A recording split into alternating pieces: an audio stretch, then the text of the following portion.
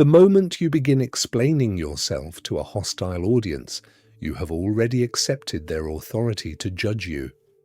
You think you are clearing your name. They know you are entering their frame. Every new sentence gives them another fragment to distort, another insecurity to measure, another sign that their accusation reached its target. Power is not refusing all accountability. Power is refusing counterfeit accountability. There is a difference between answering a person who is affected by your decision and performing innocence for someone who benefits from keeping you on trial. The first can repair trust. The second teaches your accuser that pressure buys access. Niccolo Machiavelli understood that political strength is partly the management of appearances, timing, and necessity.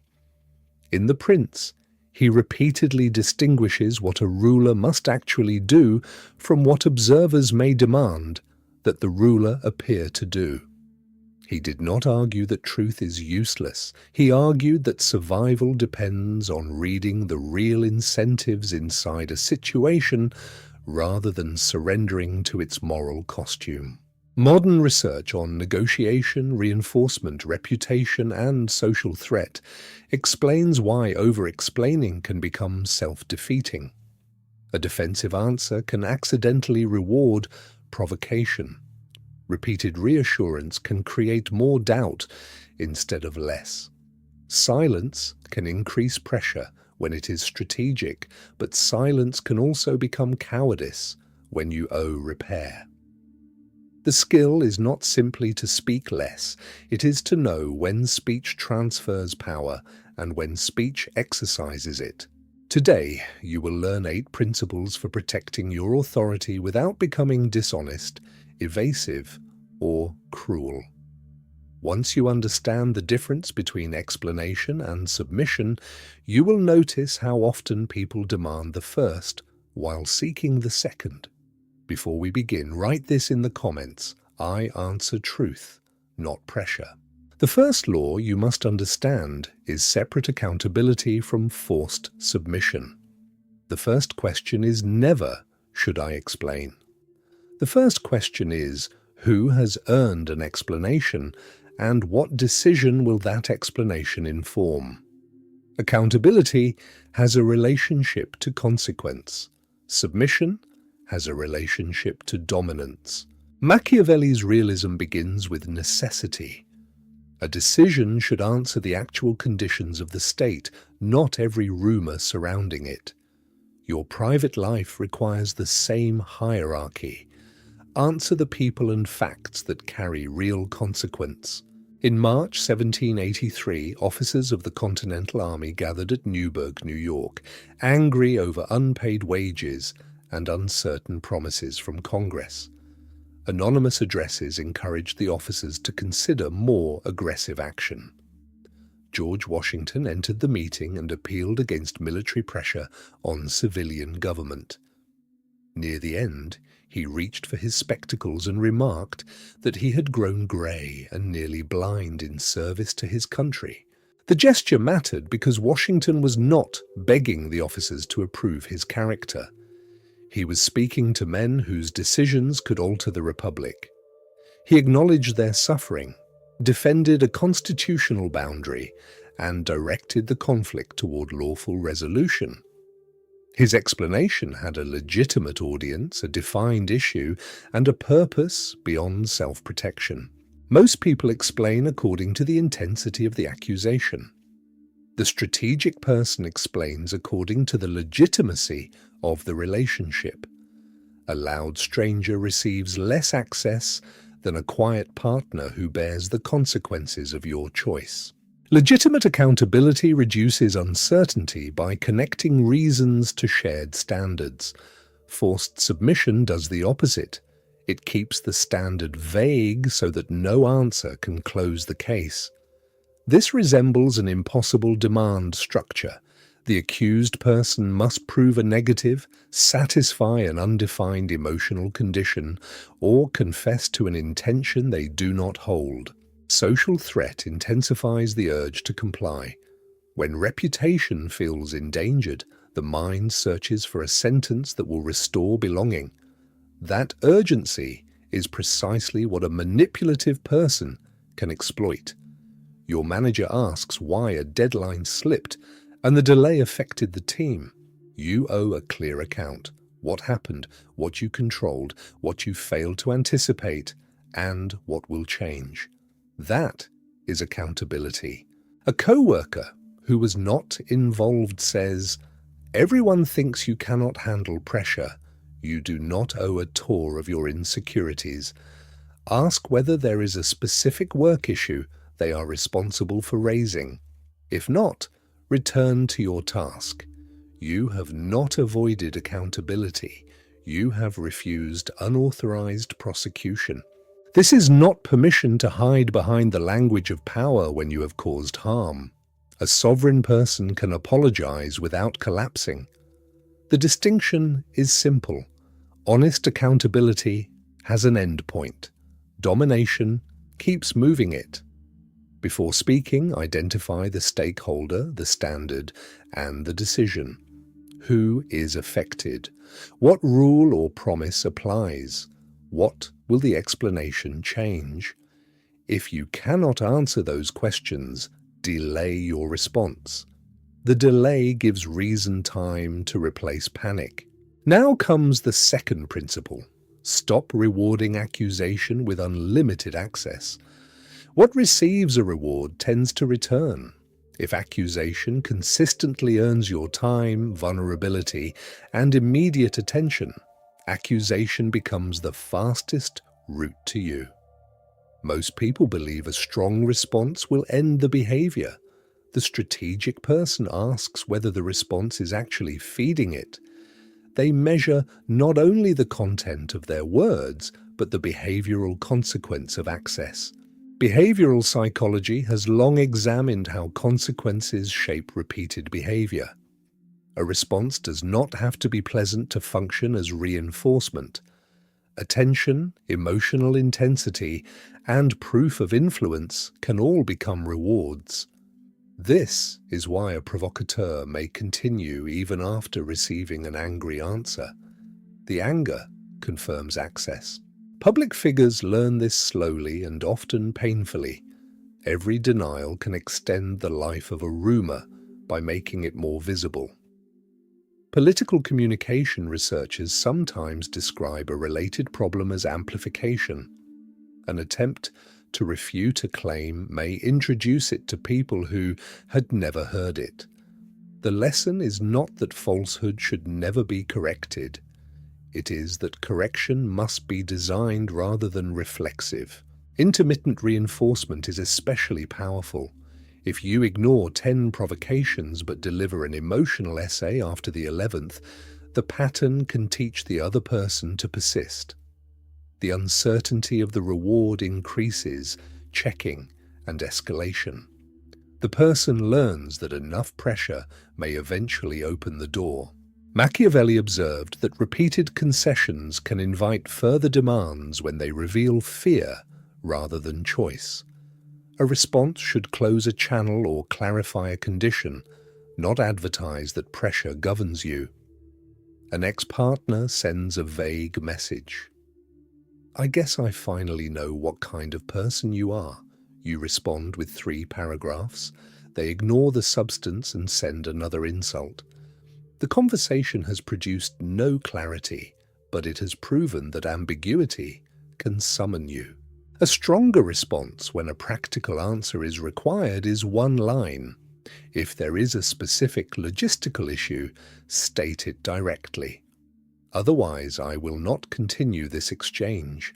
Then enforce the sentence. The boundary is not the text. The boundary is what happens after the text. Audit the behavior you may be rewarding. Do accusations receive faster replies than respectful questions?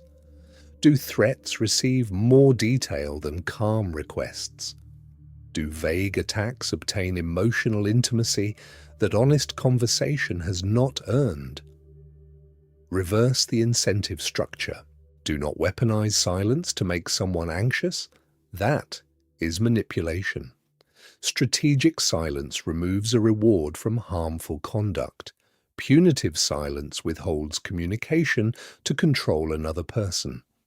The external behavior can look similar. The ethical purpose is different. Before we continue, write this: pressure does not purchase access to me. The third shift is make the decision heavier than the explanation. Authority weakens when reasons multiply after the decision is already clear. The decision should carry structure. The explanation should reveal that structure, not replace it. In 1948, President Harry Truman decided that the United States would recognize the new state of Israel. The decision emerged from intense conflict among advisors, strategic concerns, domestic politics, humanitarian arguments, and competing views within the State Department and the White House. Truman ultimately recognized Israel minutes after it declared independence. The history remains debated, and no single motive explains it. But the episode illustrates a feature of executive power. Advisors can argue vigorously before a decision, while implementation requires a point at which deliberation ends. An administration that continued publicly relitigating every internal disagreement would have converted decision into paralysis. Decision confidence is communicated partly through consistency between words, timing, and action.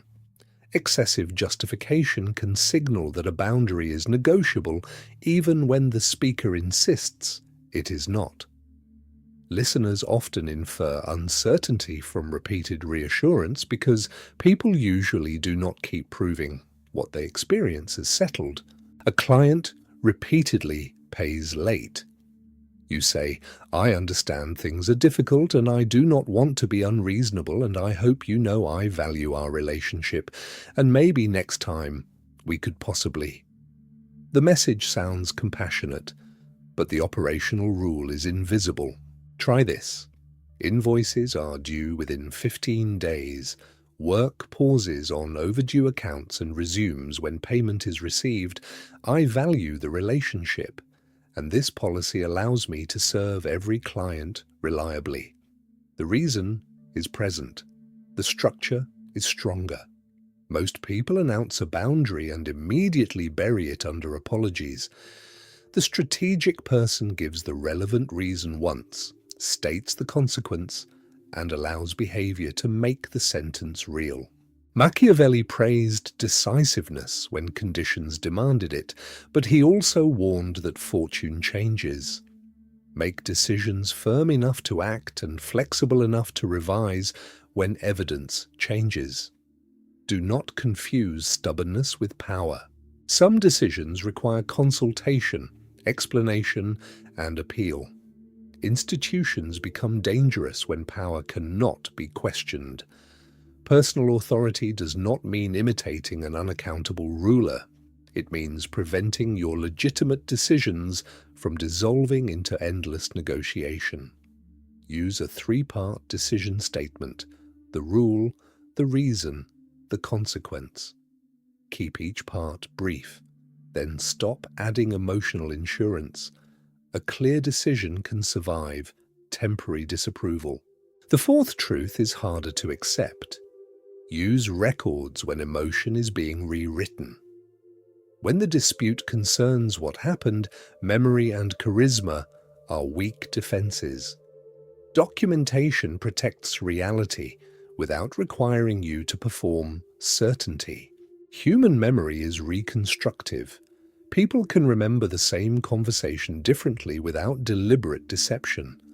Under conflict, selective recall and self-serving interpretation become stronger. A written agreement, timestamp, calendar entry, or follow-up email reduces the space in which memory can be bent by interest. The Watergate scandal became more than a conflict of competing statements because the Nixon White House had installed a taping system. The existence of the tapes, the legal struggle over them, and the release of the so-called smoking gun recording transformed the political crisis.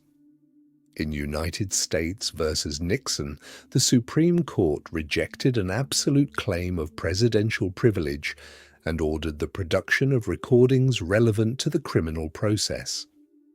Nixon resigned in August 1974. The lesson is not that recording every private interaction is wise or lawful. It is that contemporaneous evidence can prevent power from converting a factual question into a contest of confidence. Machiavelli served for years in the Florentine Chancery, where letters, reports, instructions, and diplomatic observations mattered because states could not run on impressions alone. Written reality is a quiet form of power. A supervisor claims that you never warned them about a risk. You remember the meeting. They remember nothing. Do not accuse them of lying unless you have evidence of intent. Forward the dated message. On Tuesday, I noted the supply delay and proposed 2 alternatives. Please confirm which option you want now. The record does 2 things. It protects your position and returns the conversation to action. You are no longer fighting over identity. You are solving the next decision. Most people answer a rewritten history with greater emotion. The strategic person moves from emotional volume to verifiable sequence. They do not say, "I know what I heard," 10 times. They produce the agreed terms once. After consequential conversations, send a neutral summary. State what was decided, who owns the next action, and the deadline. Keep screenshots, contracts, and receipts where appropriate. Follow privacy laws and workplace rules. Documentation is strongest when it is routine rather than retaliatory. Records can also be used coercively, selectively, or without context. Do not become a collector of ammunition. Preserve what is necessary for clarity and accountability, not what feeds obsession. Drop this in the comments. Facts do not need panic. The 5th discipline is turn silence into an active negotiation tool. Silence is powerful only when it has a purpose. Empty silence is avoidance. Strategic silence creates space in which the other person's assumptions, offers, and anxieties become visible. You ask for a higher fee. The client says, "That is much more than we expected." Your nervous system tells you to discount immediately and explain every expense. Instead, breathe and wait. After several seconds, say, "Which part of the scope do you want to reduce?" Now the conversation shifts from whether your value is legitimate to how the budget and scope will align. The pause protected you from negotiating against yourself. Most people treat silence as a hole that must be repaired. The strategic person treats it as diagnostic space. They do not rush to rescue the room from tension. Machiavelli valued the fox because the fox detects traps. Silence gives you time to see the trap before pride steps into it. Negotiation research has examined what happens when people pause instead of answering immediately. Studies associated with Jared Curhan and colleagues have found that extended silence can improve value creation in some negotiations by encouraging reflection rather than reflexive concession. The effect is not magical and depends on context, but it challenges the belief that every pause is a failure. Experienced negotiators understand that the first offer, objection, or accusation does not require instant relief. A pause can prevent you from solving a discomfort that belongs to the other side. Humans often experience silence as uncertainty. The impulse is to fill it with concessions, additional information, or self-justification. That impulse transfers data. The person who tolerates the pause can observe whether the other side clarifies, softens, improves an offer, or reveals the real concern. Do not use unexplained silence to punish people who depend on you for basic communication. Strategic silence is bounded. It may last 10 seconds in a negotiation, or one night before a difficult conversation. It is not indefinite disappearance from responsibility.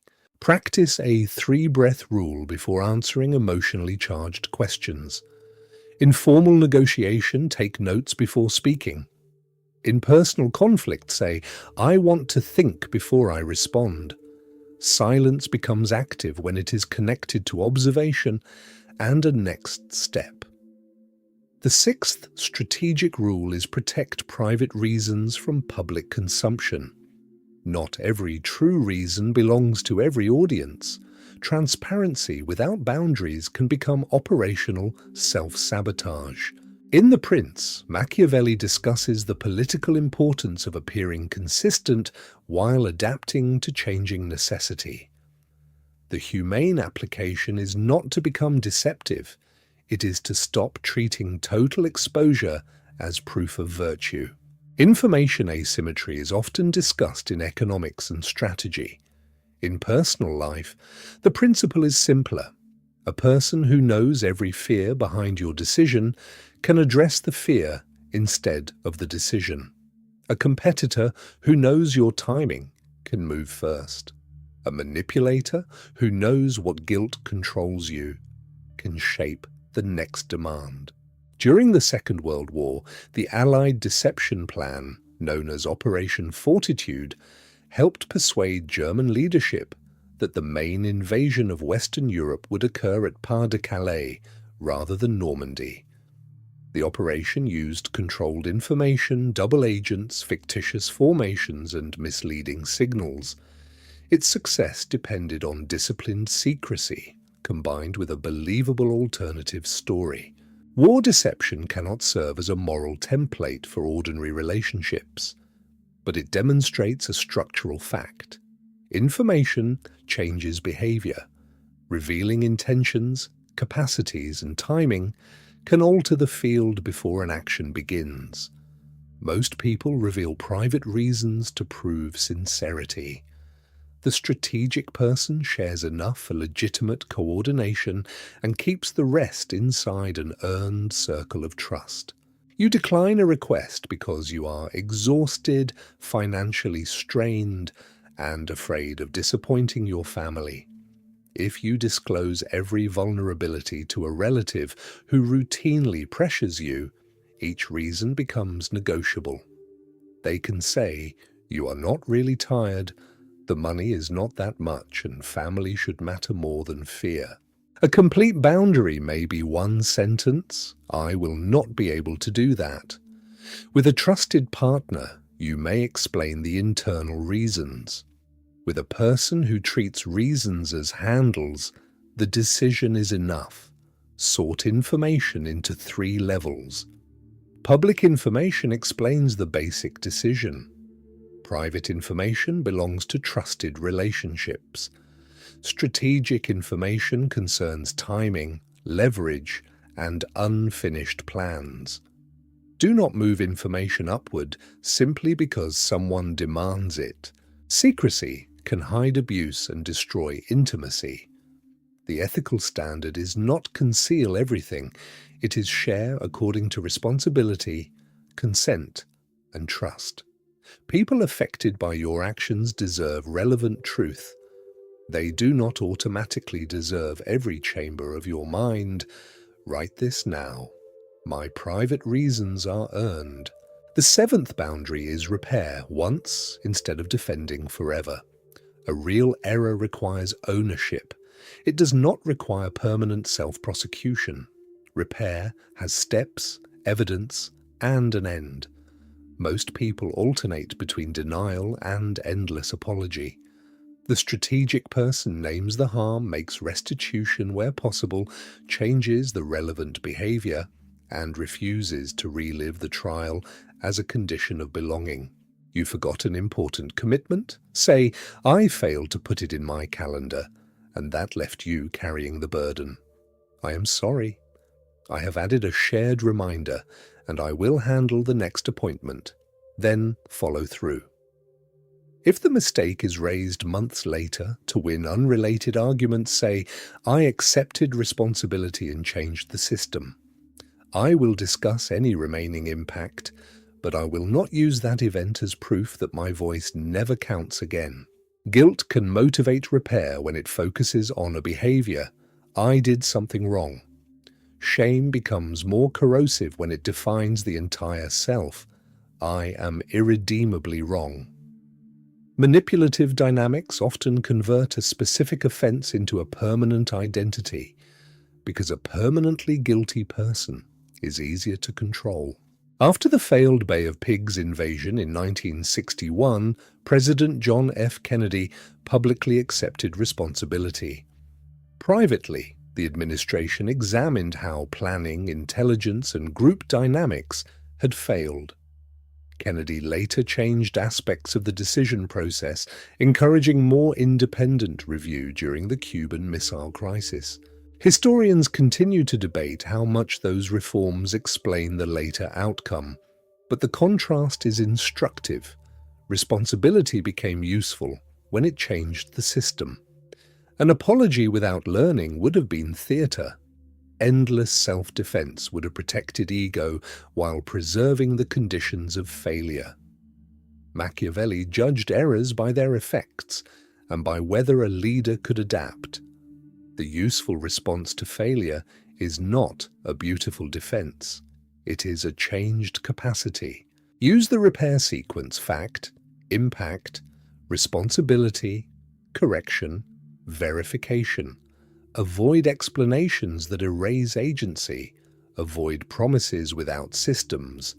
Most important, do not keep offering new confessions after the legitimate work is complete. Some harms cannot be repaired quickly, and the injured person is not required to restore trust on your schedule. Your right to stop self-abasement does not create their duty to reconcile. Power here means accepting consequence without surrendering your humanity. The eighth move is speak only when speech changes the field. The highest form of verbal power is not silence.